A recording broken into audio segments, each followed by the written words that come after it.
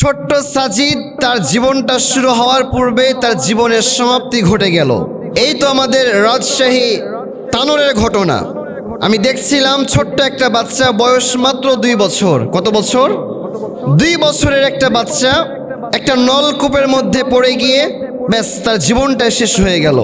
তার বাবা মার যে কি আহাজারি আর কি আর্তনাদ, যার হারায় সেই বুঝে। আমরা চোখ থাকতে চোখের মূল্য বুঝি না, দাঁত থাকতে দাঁতের মূল্য বুঝি না। আমাদের যাদের সন্তান বেঁচে আছে, সন্তান হারার যে কি জ্বালা এটা আমরা বুঝবো না। যার সন্তান চলে গেছে সে জানে সন্তান হারার কি জ্বালা। তো মৃত্যু এটা এমন একটা জিনিস, মৃত্যু এটা ছোট দেখে না, বড় দেখে না, দাদা দেখবে না, নাতি দেখবে না, বয়স্ক দেখবে না, যুবক দেখবে না। The death is one time. মৃত্যু এটা মানুষের কাছে সময় মতো চলে আসবে। আর পৃথিবীতে যতগুলো প্রাণী আছে সবাইকেই মৃত্যুর স্বাদ গ্রহণ করাবেন একজন, তিনি কে? আল্লাহ তাআলা বলছেন, কুল্লু নাফসিন যায়িকাতুল মাউত, everyone has to take the test of death. প্রত্যেকটা প্রাণীকেই মৃত্যুর স্বাদ গ্রহণ করতে হবে। মৃত্যু থেকে কি কেউ আমরা পালাতে পারবো? কেউ কিন্তু আমরা পালাতে পারবো না। আল্লাহ তাআলা এই কথাটাই সূরাতুল জুমা, সূরার নাম কি? আজকের দিনটার নাম কি? জুমার দিনের আল্লাহ তাআলা সূরাতুল জুমার 8 নম্বর আয়াতে আল্লাহ তাআলা উল্লেখ করছেন। কয় নম্বর আয়াত?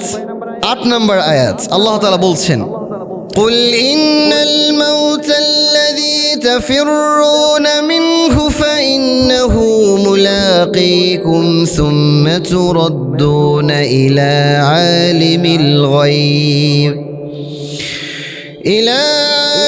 الغيب والشهادة فينبئكم بما كنتم تعملون। قل سبحان الله।